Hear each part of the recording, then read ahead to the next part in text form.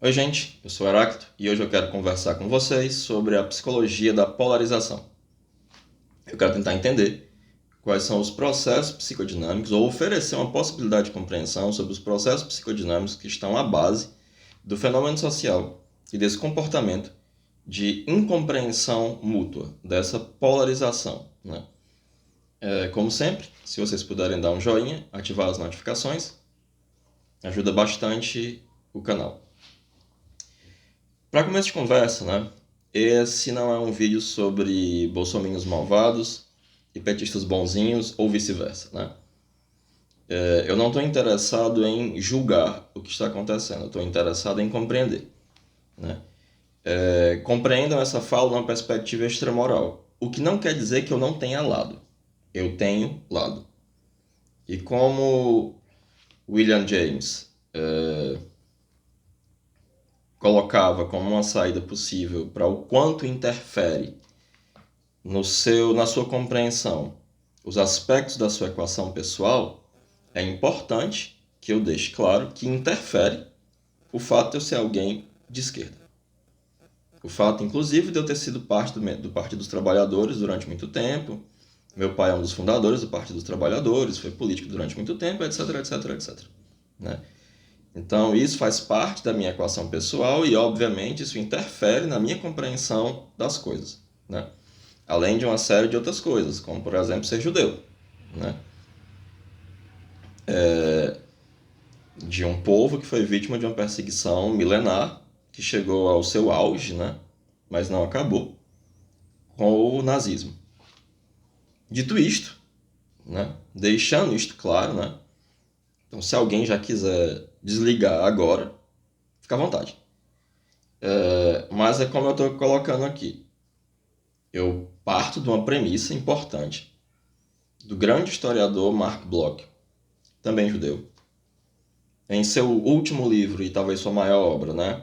Apologia da História, ou Métier do Historiador, escrito preso pelos nazistas na França, prestes a ser fuzilado, em que ele diz que o historiador não é um Osíris, ele não é um juiz dos mortos, e que no afã de julgar, perde-se a oportunidade de compreender. Então, meu esforço aqui é para oferecer uma possibilidade de compreensão das bases psicodinâmicas que estão envolvidas nesse processo de uma polarização que implica, ou está implicado nisso, uma incompreensão mútua, e eu acho que as pessoas não percebem isso. Então vamos lá. Há alguns anos, em Minas, né, em São João del Rei, no seminário Caminhos Junguianos, organizado e idealizado pelo professor Walter Mello, alguém que eu tenho uma profunda admiração e respeito,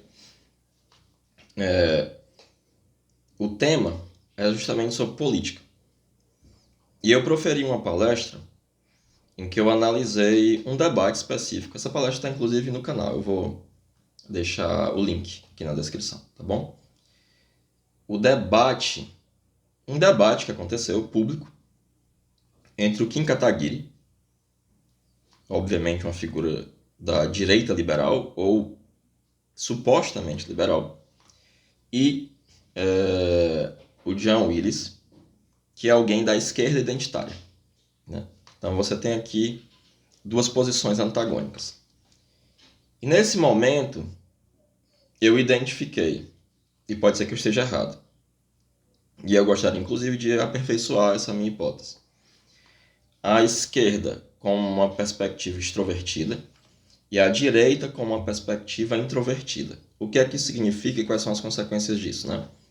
A extroversão, ela é empática.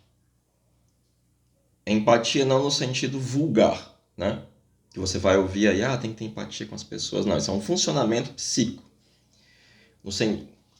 Em alemão é Einfühlung. A empatia é uma forma de emprestar a alma aos objetos. Eu animo os objetos com a minha própria alma, eu empresto minha alma aos objetos. Logo, esses objetos, eles são importantes para mim. O meu destino é determinado pelos objetos, eles importam. Por um outro lado, na introversão, você tem uma abstração. E importa essa abstração que lhe afasta dos objetos. Os objetos são algo temível que deve ser mantido à distância. Por exemplo, e aí eu vou dar um exemplo anedótico, que não tem valor comprobatório, mas ele serve de exemplo. Ok? Eu tenho um amigo que ele era um desses anarcocapitalistas, né? Desse liberalismo mais doido. E aí ele mudou de ideia, porque ele começou a trabalhar. E as relações de trabalho, né? Fazem você ver que a vida é diferente. Na hora que você tem um patrão, você percebe que seus interesses e os deles são antagônicos. E aí ele veio me dizer a seguinte coisa, né? Rapaz, é muito doido, né? A ideia liberal do livre mercado. É você achar que uma ideia vai resolver tudo. E aí você vê esse caráter abstrativo, racionalista, para usar a expressão do pragmatismo do William James. Eu tenho uma resposta para o enigma que é a realidade, e é o livre mercado. E é uma ideia. A mão invisível do mercado, tudo isso é uma ideia. É uma abstração que independe dos fatos, que independe das pessoas, que nem liga para as pessoas, né? Obviamente, há pessoas introvertidas de esquerda e há extrovertidos de direita. Mas o ideal da esquerda ele é um ideal extrovertido.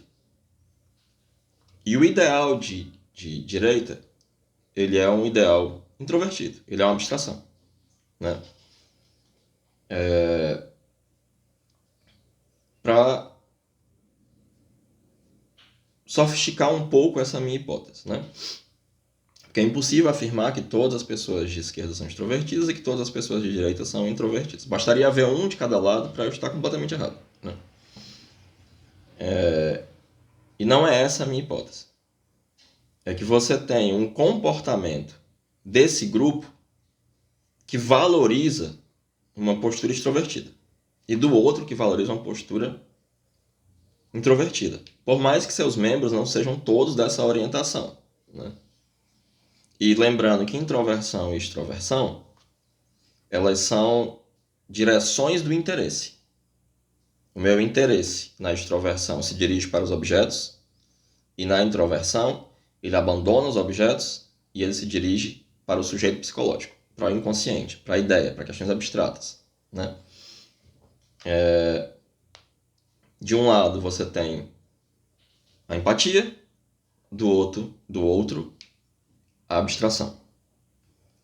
Qual é a consequência disso? A consequência disso é que você tem duas posições aparentemente irreconciliáveis. Porque tudo que é valor para o introvertido é desvalor para o extrovertido e vice-versa. O extrovertido, o valor máximo dele é afetar e ser afetado. Ele quer o tempo inteiro estar sendo afetado pelos objetos. E ele nunca é idêntico a si mesmo. O valor máximo para o introvertido é manter-se idêntico a si mesmo. É ser coerente.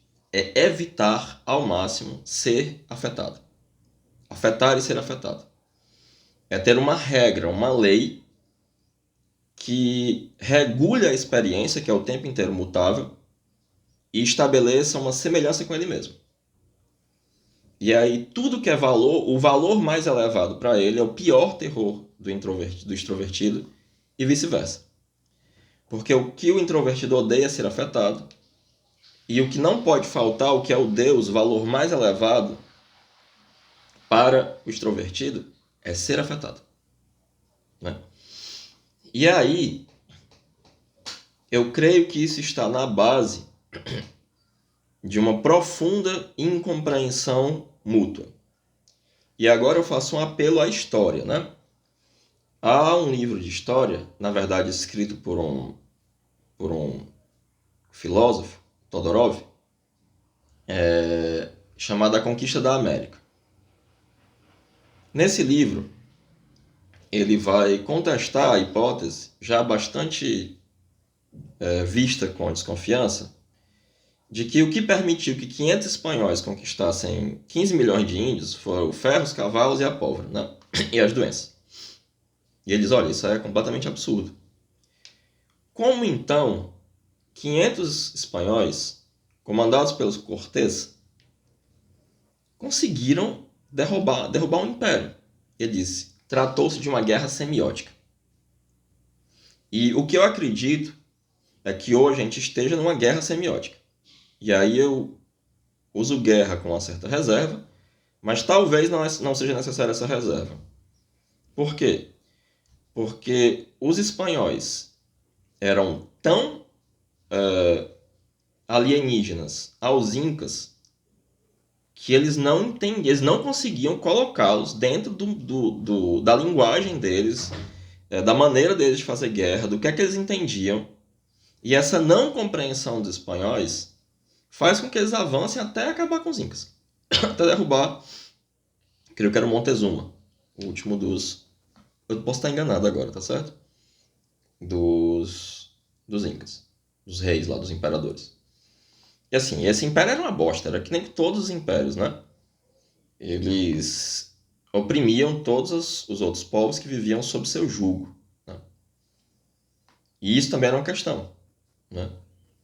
Mas, fundamentalmente, trata-se de uma guerra semiótica porque eles não compreendiam os espanhóis. E essa incompreensão faz com que os espanhóis destruam um império gigantesco. Com 500 homens, uns cavalinhos e uma pólvora que vivia molhada. E umas espadinhas de ferro. E aí o que acontece? Eles não conseguem traduzir para a sua experiência simbólica o que é os espanhóis e como lidar com eles. Eles eram alienígenas. Eles não tinham condições, né, de compreender os espanhóis e com isso enfrentá-los, né? Então o que acontece? Nós temos uma profunda incompreensão mútua. Então veja, a esquerda considera o Bolsonaro repugnante. Ele é uma figura repugnante. Para a esquerda, o machismo do Bolsonaro é repugnante. O desprezo que ele tem pela vida é repugnante. As falas em que ele coloca as pessoas como covardes, que não enfrentam as coisas, que se morrer, morreu, é repugnante. O comportamento absolutamente inadequado a um chefe de Estado, ele agir como uma pessoa desbocada, sem modos, é repugnante para a esquerda. A estética do Bolsonaro é repugnante para a esquerda. E eles atacam essa estética. Porém, se você conversar com um bolsonarista, tudo isso que é feio para as pessoas da esquerda é belo para eles. Porque há uma compreensão de que isso revela uma autenticidade, que isso coloca como outsider, que isso faz dele alguém que fala mesmo, que é mal educado mesmo, que tem que ser assim, né? Que os ritos da política devem ser derrubados mesmo, que isso representa uma falsidade. Então essa mesma estética, que é vista pela esquerda como repugnante, e eu particularmente acho o Bolsonaro repugnante, né? Faz com que ele seja belo aos olhos dos bolsonaristas. Exatamente as mesmas coisas. Porque isso coloca numa posição heróica. É matar ou morrer. Ele é sincero. Ele não tá nem aí. Ele faz mesmo, ele diz mesmo. Ele xinga mesmo, tem que xingar mesmo. Porque se fosse eu xingava também. Sempre que eu me avisto com alguém que eu sei que é um bolsonarista e que não tá me xingando, eu ajo como um antropólogo, né? Mas e aí? Por quê? O que é que você gosta nele? Eu não critico. Porque eu tenho esse interesse de compreender. E em geral, tem um argumento que eu acho irrefutável, alternância de poder, e a democracia exige alternância de poder, isso aí. E um outro é uma identificação com ele devido a tudo aquilo que a gente acha negativo. Porque se fosse eu xingava mesmo. Porque se fosse eu fazia aquilo mesmo. Porque ele é só um cara. Há uma desconsideração do papel. E aí o que acontece? O papel e o rito associado à presidência, que é impessoal, ele agora ganha áreas pessoais, e aí é isso. Ele é aquele tiozão da esquina, ele é o cara que eu posso conversar, ele é um cara... Ele não é um estadista. E o fato de ele não ser um estadista coloca ele no lugar aviltante para a esquerda. E o eleva a uma posição de admiração por parte da direita. Porque ele é só um cara, que nem eu. E é uma identificação. Eu me identifico com isso. E aí, quando eu exalto o Bolsonaro, eu estou me exaltando. E aí, qual é o reverso da medalha? Quando as pessoas da esquerda, por exemplo, falam da moral sexual da esquerda, de direitos reprodutivos, de uma aceitação irrestrita da homossexualidade, das pessoas trans, de que há uma sexualidade que precisa ser trabalhada na infância, justamente para que não haja pedofilia, ou que seja mais difícil, que não haja estupros, porque aí você ensina para a criança não a fazer sexo, mas que, olha, nenhum adulto pode tocar aqui, se isso acontecer você precisa falar para o seu pai, você precisa falar para o seu professor, etc. Quando você fala em poliamor, quando você fala contra a monogamia, contra a família e de destruir a família, isso é repugnante e nojento para a direita. Isso é tão repugnante, isso os repugna de tal sorte que qualquer outra coisa é aceitável desde que isso seja combatido. E aí entra um debate sobre valores, né? Porque para a direita, a família é um valor. Enquanto numa perspectiva de esquerda, a família é uma mentira. Você tem um texto do Engels falando sobre a família burguesa, como é que ela se constitui. A perspectiva de esquerda acerca da família é como a do Philippe Arrier, quando ele escreve a história da infância no Ocidente. A noção de infância é construída, é histórica. Para a direita, ela é uma noção a priori. Ela é um valor insofismável. Ela foi dada por Deus. A família é uma categoria sagrada, não é uma categoria histórica. Há uma certa leitura literal da Torá que não é feita pelo meu povo, por exemplo, né? Mas é feita pelos cristãos, que coloca determinadas coisas como não passíveis de crítica. Como a família, por exemplo. Ela não é uma instituição temporal. Ela é algo dado. Falar em aborto, falar em direitos reprodutivos, como nós da esquerda expressamos com muita tranquilidade, ou de formas alternativas de amar, ou contra a monogamia, é repugnante, é asqueroso para a direita. Em bom português, como a homossexualidade tem lá na Torá, que é um pecado, que é proibido,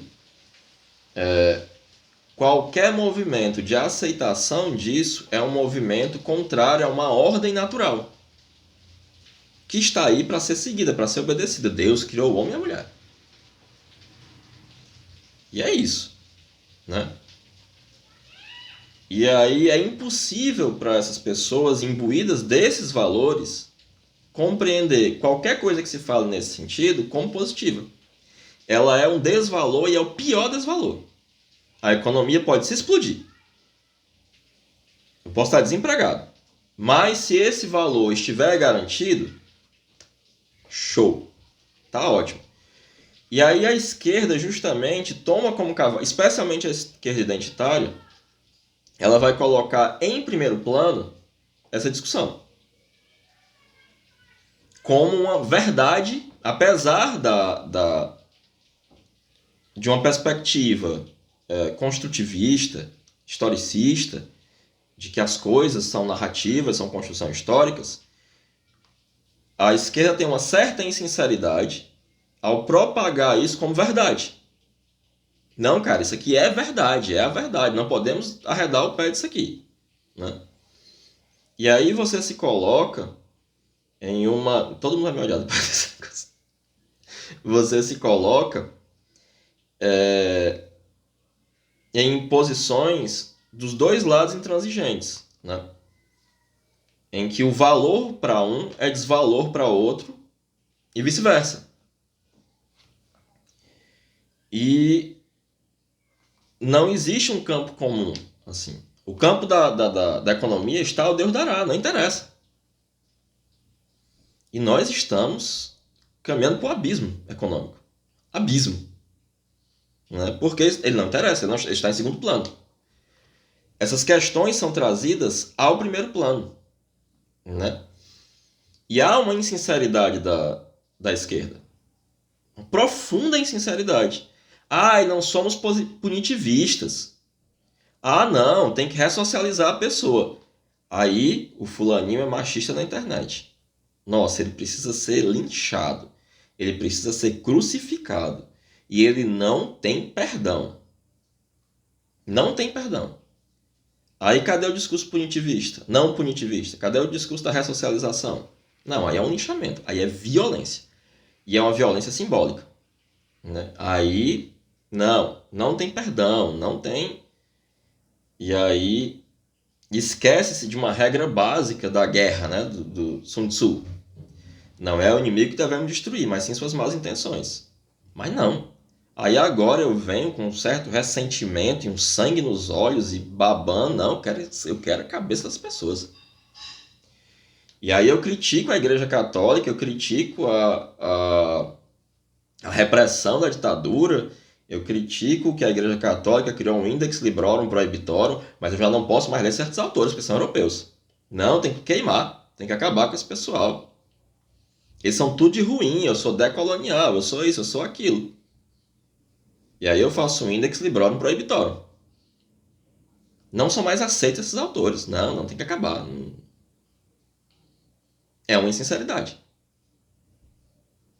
É um comportamento, na melhor das hipóteses, cínico, na pior das hipóteses, hipócrita. E aí, essa contradição é evidente. Então há uma base fundamental aí de uma incompreensão. E aí, os ataques que se faz ao Bolsonaro, não, mas ele é isso, ele é aquilo. Não, você está elogiando. Para os caras você está elogiando. E aí a esquerda vai ensinar os cristãos a serem cristãos. Olha, isso aí não é de Jesus não, fazer arminha. Amigo, beloved. A negada armou o povo para ir matar a gente em Israel, para tomar a Terra Santa. Como é que não é cristianismo? Quem é tu, maconheiro do CH? Para dizer para os pastores e para os padres que estudam teologia o que é que não é o que é e o que é que não é cristianismo. Vai doida. E aí fica-se numa discussão que não leva a absolutamente lugar nenhum. E tem várias outras nuances disso que eu posso falar em outro momento, né? Mas eu não quero estender demais e nem causar ódio demais de mim dos dois lados, né? Das pessoas. Mas eu creio que há aí pressupostos que são desconhecidos de ambos os lados e que eu não entendo nem meus próprios pressupostos. Quando eu sou de esquerda, não sei meus pressupostos, eu sou incapaz de compreender os pressupostos do outro e vice-versa. Né? Que é o que Jung fala sobre o europeu.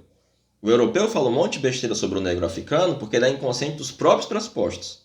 Então é incapaz de perceber quais são os pressupostos do negro que são pressupostos diversos.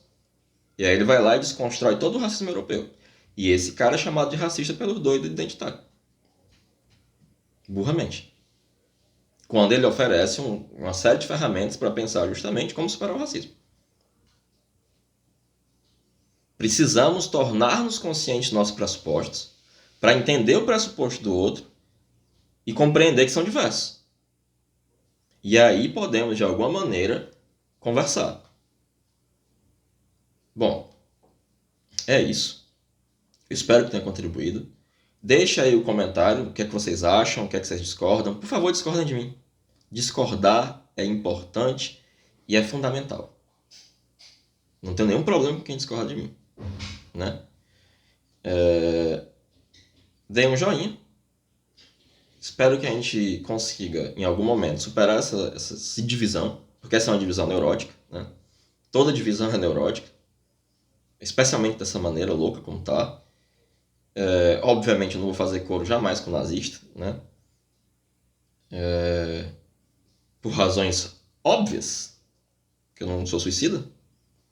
É porque eu também não gosto de nazista. Nazista, né? Meu Deus. Não, há coisas que são intransigíveis, como o racismo, etc. Mas, de alguma forma, nós precisamos compreender o que é que nós não compreendemos e por que não compreendemos, para sermos capazes de nos comunicar e vencer essa dificuldade semiótica e chegarmos a algum lugar. É isso, moçada. Vamos ver se o mercúrio da minha mão serve de alguma coisa.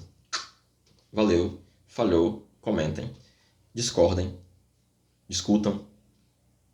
É isso, a gente tem que se comunicar.